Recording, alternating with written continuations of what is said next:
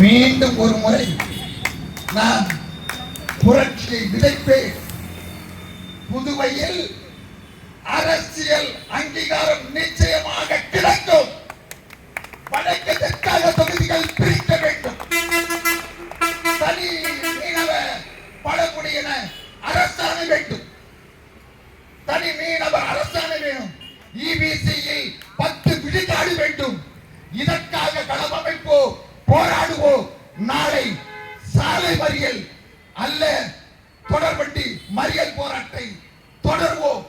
அதற்கு கூட தலைமை ஏற்பதற்காக என் தலைவர் புதுச்சேரியிலே அவர் தலைமையேற்க தயாராக இருக்கின்றார்.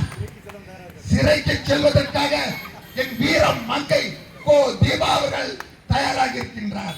நான் தூக்கு மேடைக்கு போறது கூட தயாராக இருக்கின்றேன். வெற்றி நிச்சயம். வீழ மாட்டோம், வெற்றி காட்டுவோம். வாழ்க புரட்சி சிங்காரவேலன் புகழ். அவனே பெருந்தமிழன், அவனே சிந்தனை சிற்பி, அவனே பகுத்தறிவாளன். வாழ்க வாழ்க என்று கூறி இந்த வாய்ப்புக்கு நன்றி கூறி விடைபெறுகிறேன். நன்றி, வணக்கம்.